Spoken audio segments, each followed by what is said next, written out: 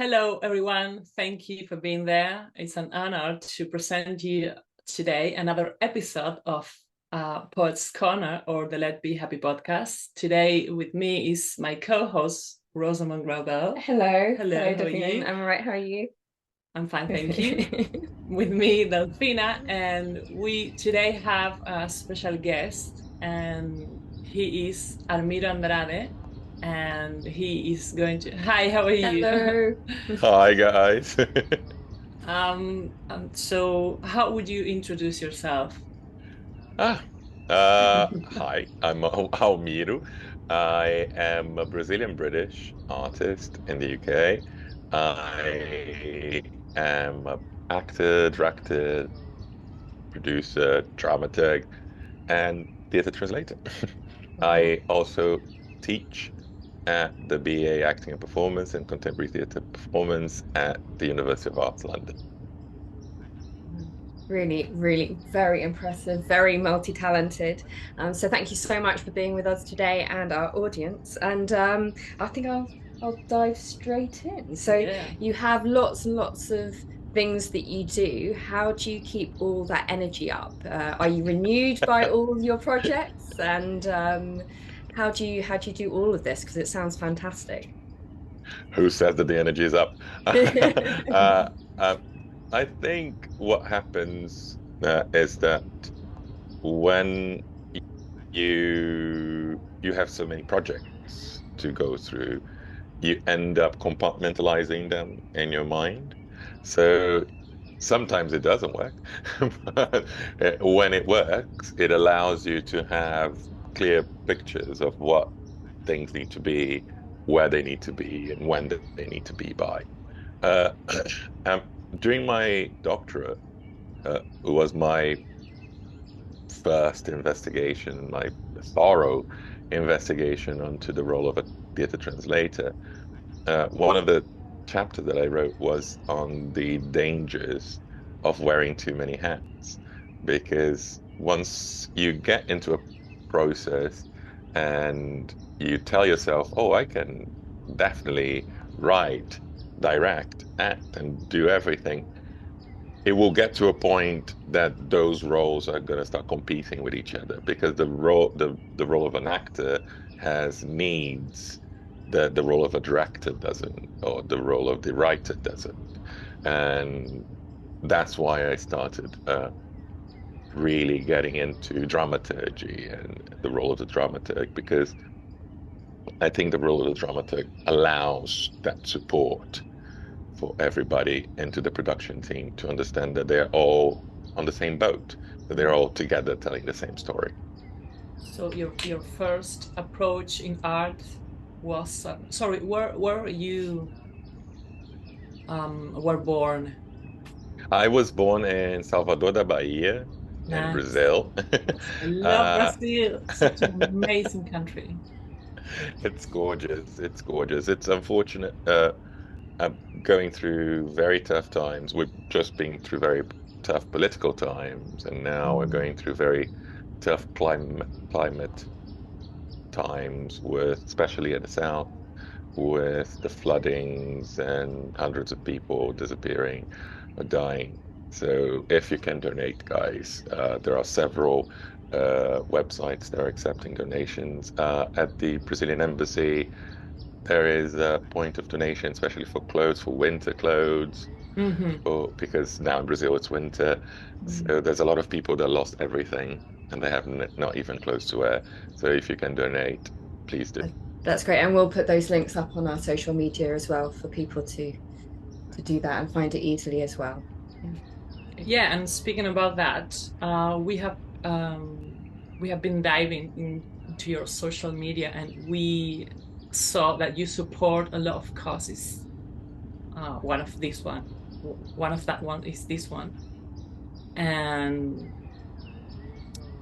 what else can you tell us about the causes that you support? Are you really committed with all of them? I believe I support my fellow humans. So I try to believe in empathy and and the power of empathy, of understanding that if I were in that situation, what would I like people to do? And I just try to respect that, to allow everybody to have a proper life Mm. as I can have. Mm. I think that most of the causes that I support, they come from a very humanitarian side. And when I see those causes coming to the forefront, and when I can see that even in the smallest of fractions of anything in the world, I can do something to help, I will do something to help. I won't shy away on commenting, on protesting, on allowing people to gain voices. Because one thing that I believe as an artist is that if you are an artist and if you have a platform, if you allow your platform to grow and to reach people, you have a duty with that platform. Mm. If your voice reverberates, you can't just talk to yourself. You need to talk to the people that are listening to you. So if I gain that power through my art, there's nothing fairer for me to do than to support all those people that might not have the same platform that I have. Absolutely, it's a real community, especially for art, but it's a community of humanity as well, that you bring everybody up with your art. And I can see that with what you do. So sort of like as a education communicator and as an actor and the creative forefront, I guess, when you put yourself forward for things, there's the communication in that. So you live your life and you live your art, I think, in a most amazing way. I think it's incredible. And kind of segs into my next question. It's sort of, is that why you're more interested in potentially contemporary plays and projects rather than sort of classical stuff? Or I mean, obviously I'm assuming that you hopefully like the classical stuff, but do you think that contemporary plays more have an immediacy for people today to connect with, or how do you lie on the contemporary versus classic? I think um, those dichotomies can be quite challenging to overcome. Uh, One of the first dichotomies that I found out once I started working and once I started training as a translator and as a dramaturg was this idea of there is a text-based kind of theater and then there is device theater. And that's what I set my life to debunk, is that there is no such thing. It's a spectrum. There will be a project that is more reliant on the text, and there will be projects that are completely improvised and devised in a way that allows for the rehearsal room to be the conductive of the story. But all of those and all projects in between, they are storytellers. They are there to tell a story. And if they come from a classical text or if they sprout a contemporary text, they are both valid. And I advocate that people should be able to tell the story, to know the stories that they want to tell. And if it is a text that will help them tell that story, bravo. If there isn't a text that helps you tell that story, write it. Go there and write it. Go there and make it. Go there and work with your group. What is the story that you want to tell? How have you felt that's melded with the scene, and have you felt it not difficult, but Yeah, probably. For how long have you been here in London or In the UK? in London for the past 16 years. Jesus Christ. Wow.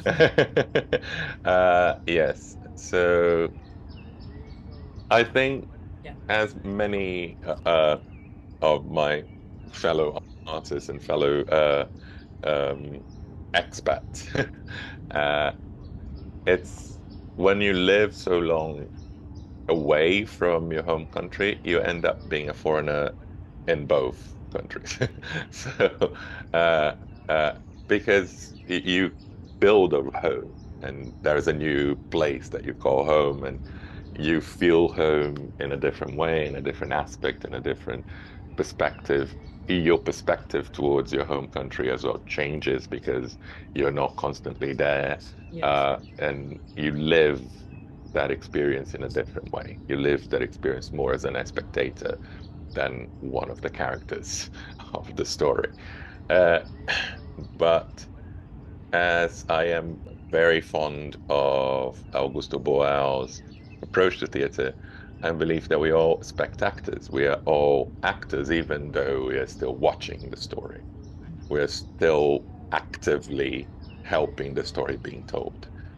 And if I might feel that I feel displaced either in Brazil or in the UK, I fight for that space to fit me, to allow me to exist at least.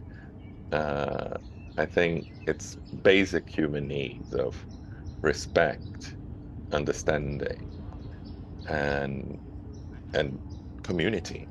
Mm. You cannot exist in a vacuum. You cannot exist on an island, even though this is an island. But you cannot enclose yourself in this bubble and think, no, this is fine. I don't need the world to survive, because Mm.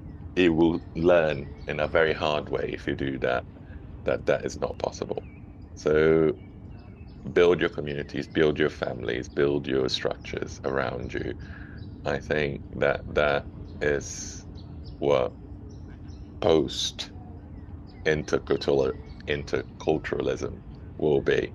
Uh, I come from a very interesting conference that happened yesterday at the University of Kent with philosopher and academic Rustam Barucha, that he talked about the differences between interculturalism and multiculturalism. And it was very interesting to hear him say things about when was the first time that you felt othered. And I think as a foreigner anywhere, as a person that moves from a culture to another, you are immediately put in the place of the other as you're trying to express, as you're trying to say things, because people will come with their own preconceived ideas about your culture, about your cultural background, or about your appearance, or about anything else. And it's it's your job to stand your ground, but it's also the community's job to not wither you down. You can't look at a person and say, oh, they're not Brazilian enough, or they're not da da da enough, or they're not whatever enough. No, they are them, and they're now part of our community. So therefore, let's embrace it. Uh, and if we manage to do that, I think we're in a good stride. And I do think art is such a, I was about to say creative thing, but I think it's such an important soul and mind melding of sharing and being. And it's really a lingua franca in a way. But I think I've said it before that I grew up feeling very isolated and different from people, being artistic, and and then you kind of learn to live with that isolation, and then you connect with people who are like you, and you're able to communicate eventually because you find the tools to do that with others. And I think that we're all bridges to allow that kind of spirit and that communication, and to find that, I said, that post multiculturalism, just being together through that. So I think art and communicators like you and Delphina and all artists out there, in whatever field that they are in, are just so important to make that happen. Yeah.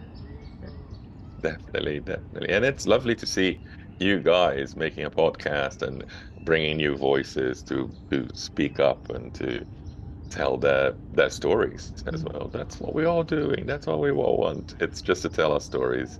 And that's how we become immortal. Yeah. There is this idea of the human pursuit forever and ever is to become immortal. And the only way you can become immortal is when your story is out there. And if you manage to tell your story, then uh, that's you achieving immortality. So that's all we want. We just want to tell our stories. Absolutely, and for all of us to listen, and we're communicators and listeners as well, and hopefully showing that to other people about how to listen and how to not that sounds awful, and but you know, we're listening too and always learning to listen, and I think that's what you learn as an artist too. You listen to others, you see others do their thing, you think, wow, that's a great idea, and it sparks something in you, and then you're able to play with it and pass it along, and hopefully that everybody else can do that too. Great world. Well, we afford our seed, as I always said, so that is important too.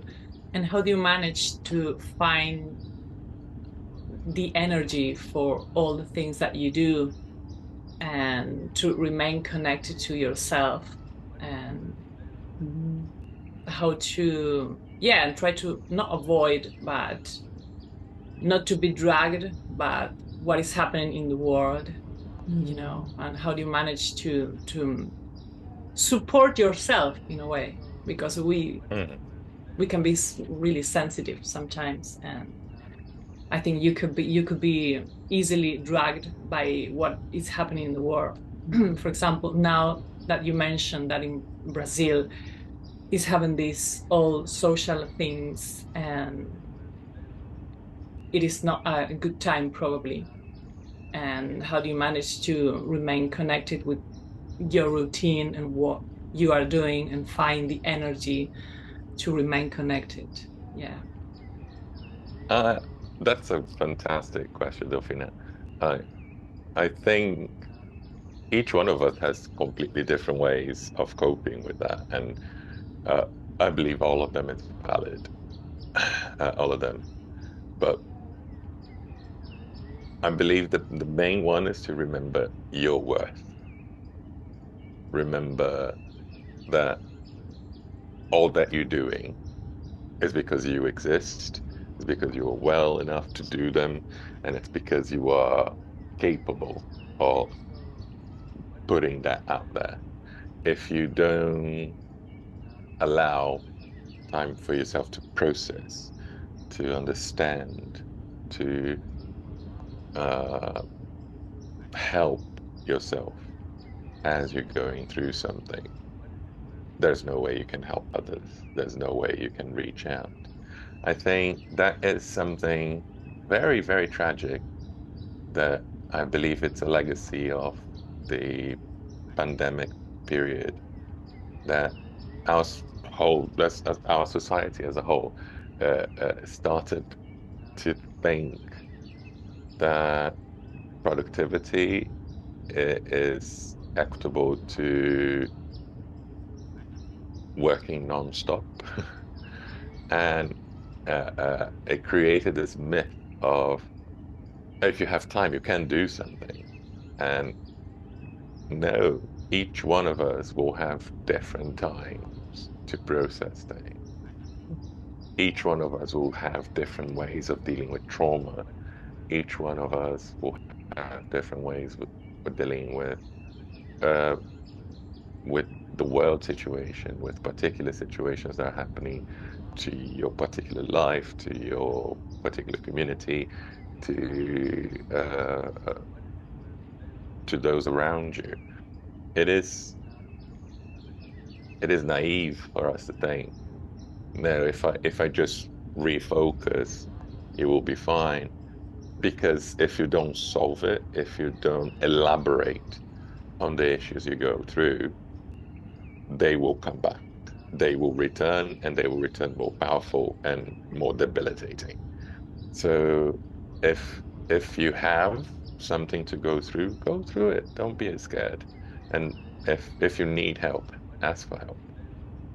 That's amazing. And with your art is something that you want to express, trying to give kind of a message through what you do for work.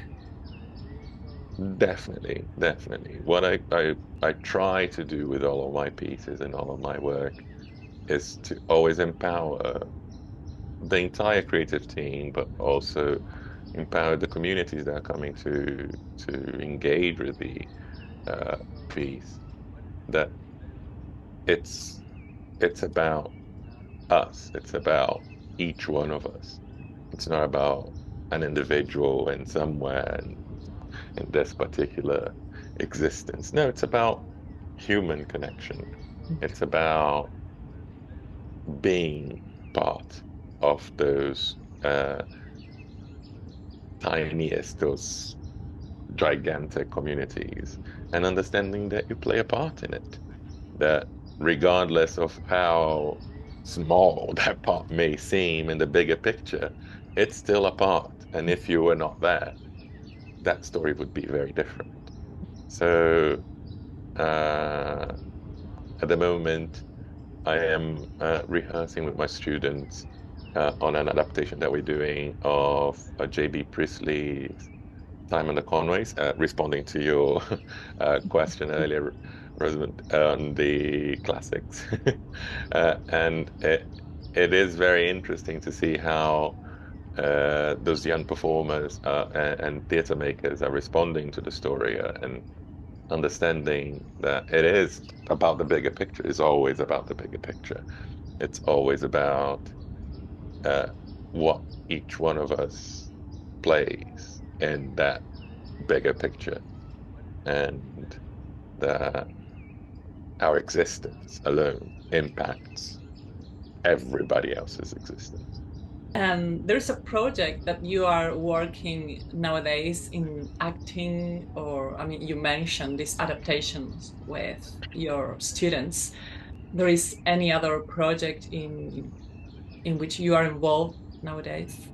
Yes, I am directing on a project that is fantastic that is about to open at the beginning of July at the Omnibus Theatre called Viva Portugal, which is a project coordinated by two fantastic producers and artists and theatre translators called Susanna Finzi and Rachel Toogood.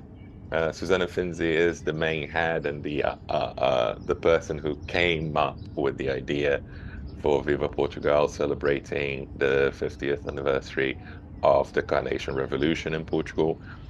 We are performing a play written by Susanna called A Reputation on the last days of Salazar, and doing a rehearsed reading of a play by a Portuguese writer called Armando Nascimento, sorry, uh, who was also translated by Susanna, and uh, uh, talks about the other side, the revolution side of that part in history.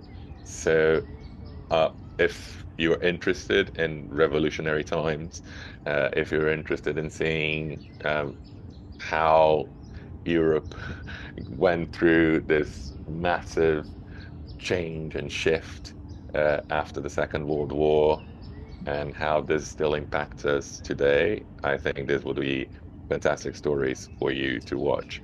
And right after that, we have the Out of the Wings, which is a collective that I'm part of, a theatre collective of translators, actors, writers, and theatre makers in general. And this festival will welcome six different plays from six different countries throughout the third week of July, I believe. So it's right after Viva Portugal. Uh, and there will be a play from Brazil that I translated called Tropical Faro. And we're closing creatives, but it might be my return to stage as an actor. And it is a fantastic project with fantastic makers and fantastic writers, fantastic producers.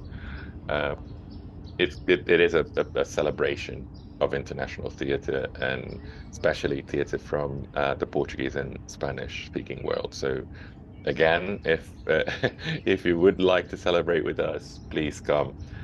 Both events are at the Omnibus Theatre, Viva Portugal, between the 3rd of July to the 13th or 14th. I'm not sure the date of ending, but it's 2 weeks. And and we'll have all the details on our website as oh, well. fantastic. And the Out of the Wings is right after, so we start on the 17th of July. So 17, 18, 19. No, 16th of July. So it's literally just after. Wow. Fantastic. And we'll have all the details on our social media and our website, which should be up fairly soon too. Yeah, so yeah, sure. we'll make sure that everybody can find out and how to book tickets and come along and see these wonderful plays that should have more of an airing and more world theatre out there. I think it's really important. Amazing. Is there anything that you should say right now about something that you want to share with us that we didn't ask you and you probably would like to speak about it? I I would just urge people to trust their instincts and tell their story. Uh, if you have a story to tell, it is important. It might seem irrelevant, it might seem small when you look at the bigger picture, but if it is your story, it is relevant and it needs to be told. So go tell it. Go tell it. Allow that story to come to fruition. Allow your vision to come to fruition on stage. If it is working based on a text, be that canonical, classical, or be that a new writing, contemporary writing, go for it. Go for it. It's all part of the stories out there. And only once they reach the stage, once they come in contact with an audience, with the spectators that we talked about earlier, that's when the stories allow you to become immortal. Let's be immortal together. Absolutely, 100%. Absolutely. 100%. Yeah. Well, thanks so much for joining us, the wonderful, gorgeous, hugely talented Almiro. Thank you. Thank for you being so part. much for being there. We have kept you for so long and you have a lot to No, do. Apparently, you're a busy it's person. Thank you so much for taking in part of this episode. Cool. Thanks so much for spending this time with us. We really appreciate it. fantastic. Thank you so much to you both. It's been fantastic. The podcast seems amazing, and I truly hope that you guys keep doing it and keep telling those stories. For sure. Thank you so much for saying so. And thank you for listening to this episode of Poets Corner or the Let's Be Happy podcast. Thank you very much. Bye bye. Bye bye.